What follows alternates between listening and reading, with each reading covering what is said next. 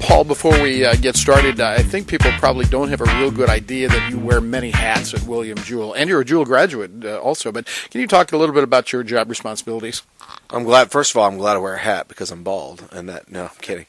But yeah, so I'm the sports information director and the head men's and women's tennis coach. Keeps me very busy, keeps me on my toes. There are certain times in the year that it slows down just a little bit. But, we're getting ready for basketball season, amping up now. And so basketball is going to take up pretty much the majority of my time up until after Christmas break. And then after Christmas break, it gets very, very crazy because tennis starts. And the spring is our main season. And our main season, you'd think spring would be March, but no, it's January. And that's when our spring season starts for tennis. And so combine that with basketball and then baseball and softball starting up in February, late February. It's going to be a busy time of year. But big deal. You write a story and that's it, right? That's all you have to do as sports information director?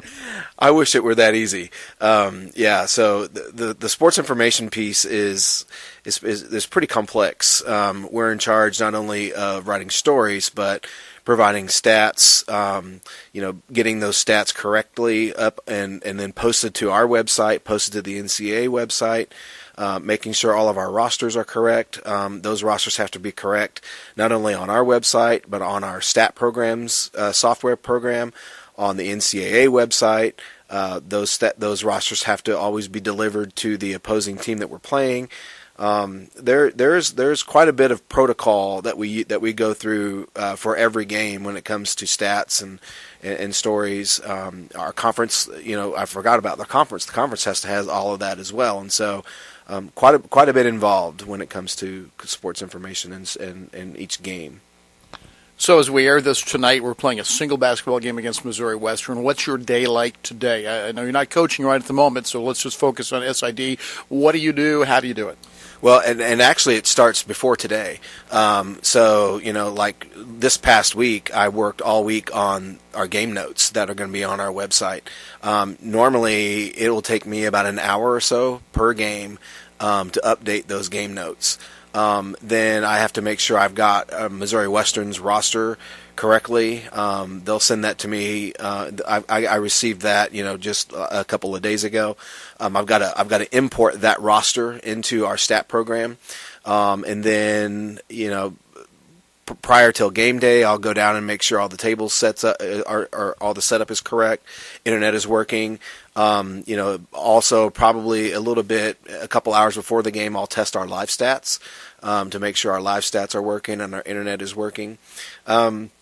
Then game day is the fun part. You get to watch the game and stat the game, and then right after the game, usually about a good 2 hours of writing a story, getting that posted to our website, getting it sent to the conference, getting it sent to the NCAA, getting it sent to all the local media outlets as well, the story and the box scores, and then checking the validity of the box score, making sure it's correct, and so yeah, quite a bit involved. So. Paul Worstell is our guest here. It's Happy Hour with the Cardinals. And now let's put on your coaching hat a little bit. Tell me about your tennis programs. You coach the men and women's. And by the way, not very many people that I know of, only one in our conference, is an SID and a coach. So that in itself presents, as you've been talking about, a challenge.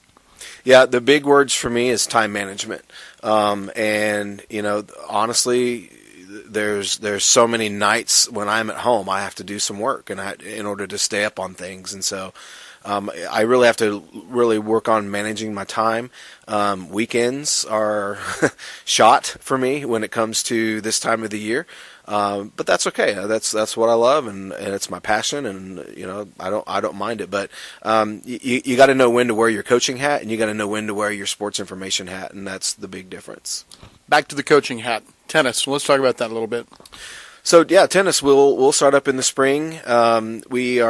This will be our fifth full year of the NCAA in this transition, and the last couple of years we have not had the success that we've wanted on both sides, the men and the women, and so we're going to work real hard to try to get back to where we want to go.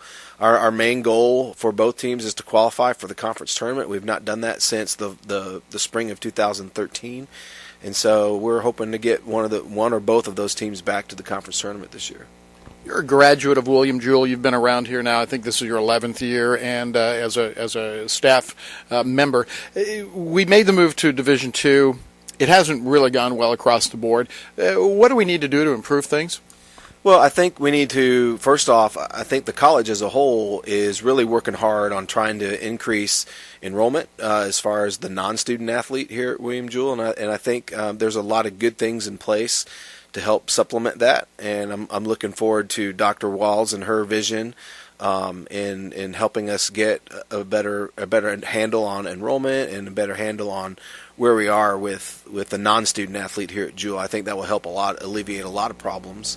But yeah, it's been a tough transition for all the sports teams. The level of competition is higher. The player that we need to get in here sometimes can be a tough deal to recruit against. And but I think we've got a lot of great qualities here to brag about William Jewell. I'll tell you a real quick story. We got a recruit a couple of weeks ago, and she's a really highly touted recruit out of Heston, Kansas, and probably the thing that threw it over the top for her was not tennis, but was our nursing program. And, those kind of things we need to continue to highlight. We need to continue to focus on our business program, our brand new engineering program, and our outstanding nursing department. I love working with all of the folks up the hill. And so I think as coaches, we always try to highlight those departments to our potential student athletes, and it's sometimes it's tough to put a price tag on the type of education and the type of when a potential employer looks at that resume and sees a William Jewell education on there, that's hard to put a price tag on. Paul Worstell is the Sports Information Director and men's and women's tennis coach at William Jewell, and visiting with him here. And again, a simple question for you. How does athletics help that overall enrollment and the overall good of the college? Well, we always talk about a life in balance. And, one of the things that a good student athlete here at Jewell learns to understand is a two-letter word, or two words that I brought up earlier, time management. And that's huge when you become an employee one day after you graduate. That's one thing that you learn when you first get into your new job. You learn how to manage your time. And, athletes do a very good job here at Jewell to manage their time. William Jewell's a rigorous academic institution. And, they've got to make sure they get their workouts in, their practices in, and then they got to make sure they got their studies in. Because if they fall behind even after a day or two, it's going to be very, very tough for them to catch up. And, that's one thing that I've been very, very proud of our tennis teams. Last year, our women's tennis team had a GPA of a 3.7. They were the highest GPA of any sport on campus and the 10th highest GPA of any sport in our entire conference. And so, they learn from the get-go when they get here, especially in our program, the tennis program, they learn that academics come first because they're here to get their degree. They're not here to play tennis. And I want them to understand that from the very beginning, that when you come here, you're going to learn life skills to better yourself for your career, not for your tennis playing career, because your tennis career is going to end after 4 years more than likely. You've answered this in part, but I'll ask you, what would be your view for a perfect William Jewell going forward, next 10, 20 years? What would that utopia look like? I would love to see the enrollment go up at Jewell. When I was a student here, it was hard to see an empty dorm room.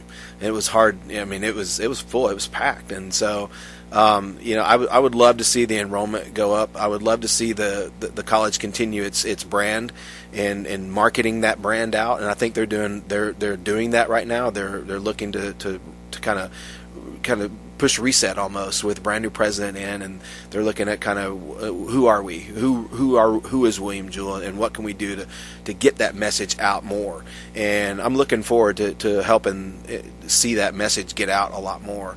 My wife always bugs me all the time. Why do you wear Jewell stuff all the time? Can't you wear something nice? And I always tell her, this is my way of guerrilla marketing almost. If I'm out in a restaurant and I have my William Jewell shirt on, that's a way to get that college marketed if I have to, and so. ever tell you that I was in Vienna, Austria, and I had a Jewell thing on, and somebody came up to me and said, William Jewell in Missouri, right? Yeah, that's right. I had it on at Disney World one time, and a couple people stopped me, and I know where that is, and I was a student there in such and such time, so yeah, I know. Can't talk to you without asking you how your health is. Of course, you missed a full year. Was it now 3 years ago? And how are you doing now? Yeah, I missed the 13-14 school year battling leukemia. Doing great, getting great doctor's reports. The last doctor's report that I had, all my blood counts were normal. I went to my bone marrow doctor this past summer, and at that point he pretty much he said that now that you had reached the 2-year mark of your bone marrow transplant, we pretty much consider you at a less than 10% chance to ever have leukemia come back. And so he only needs to see me now once a year, which is good. And then my local oncologist, I see her once every 3 months. And then after my next checkup after the first of the year, it looks like I only have to see her twice a year. That's amazing. At any point, did they give you the odds of survival? I mean, what exactly, put it in perspective for us, what were the odds of you surviving? Well, honestly, early on, the survival rate with the type of leukemia that I had was about a 55 to 60% chance survival rate. That's not high. No, and what really concerned me was that before I had my stem cell transplant, the odds of me surviving with my leukemia was less than 20% unless I found a donor. And so, thanks be to God, I found a donor. That a young man from overseas in Germany, who I've gotten to connect with a couple times. He was my stem cell donor, and if we had not found a stem cell donor, I would have had less than a 20% chance to live. Well, it's good that you're here, and we're happy that you did survive, and I know that you feel the same way, your family as well, and that is a tremendous story. You still doing some education around and talking to people about it? I do, and in fact, I get emails and I get phone calls from other people, and I just got one a couple of weeks ago from a local friend who his pastor was just diagnosed with leukemia and wanted to know if I would reach out to him, and it's always absolutely yes, anything I can do to help. And so I've had that opportunity several times since I've been back, and it's really good for me to be able to sit down with some of those people and say, hey, I know what you're going through, I know it's going to be tough, but you can get through it, and here's how I got through it. We'll let you get to work here as the basketball season is about ready to tip off. Thank you, Paul Worstell. All right, thanks, Rick. Appreciate it. And back with more Happy Hour with the Cardinals in a moment.